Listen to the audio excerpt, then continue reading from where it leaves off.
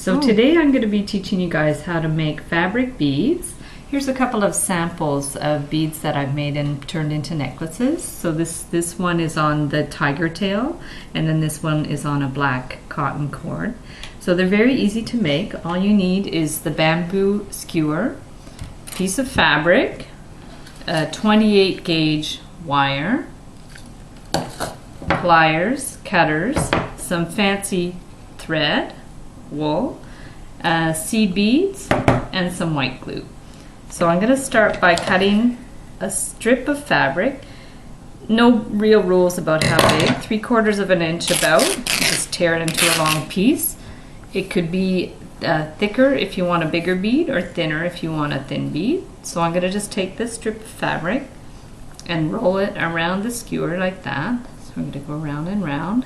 Try to keep the right side of the fabric out. And this is a cotton fabric. You can use any kind of fabric that you like. This bead is going to end up being a little bit bigger than my other ones just because it's a little bit thicker. So we'll go round and round like that. And then you could just put a little tiny dab of white glue or hot glue to hold it in place. I'll put a little bit more. And just rub it down. That's just to hold it down. Basically the wire is going to hold it together anyways. So we're going to go like that. And then you're going to get some of your fancy cord and wrap it around like that, any which way you like. Once you have enough, you could just clip it off. I don't want too much because I want to be able to see the fabric. So we're going to go around like that. And then you could glue the ends down a little bit if you like. Doesn't really matter because it's going to be kind of covered up anyways, and the glue should dry clear. Okay, so we've got that much here. And then you're going to get a piece of wire, probably about 2 feet long, is usually about right. And then we're going to lay this bead on here and take the wire and just twist it around so it's kind of centered, so you have big long ends on each side. And then at this point you could just wind your wires around any which way you like, and I'm going to add beads as I go. These are little seed beads. You could put larger beads if you like. I'll just pop a bunch on at once, and then I can space them out as we go. So a whole bunch of different beads, different sizes if you like, or you could do all little ones. There's no real rules about it. And then as I wind it around, I'm going to space the beads out a little bit more. Sometimes I could put maybe 2 together. Doesn't really matter. So we go around. And then to finish off, when you have one end almost finished, you actually are going to put it through the bead like that. And just like when you sew and you need to finish an end, you're going to put it through the bead a few times to secure it in place so it won't fray out.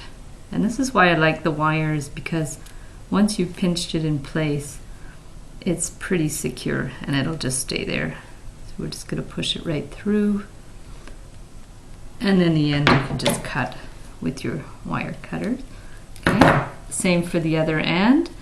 You're just going to wind it around. If you find one of the ends is a little bunchy, you just twist it harder around that end.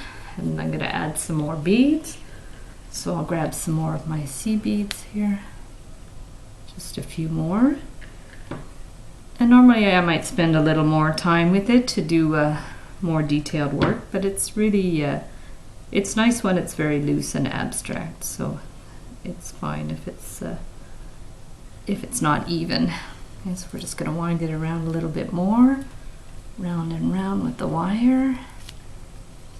This is a copper wire, a non-tarnished wire, but you could use any kind of wire that you like. So we're going to just wind it around a little bit more, and then same thing. When you get to the end, you're just going to put it through one of the beads one time, and another time, and one more time to be sure, just so it won't fray.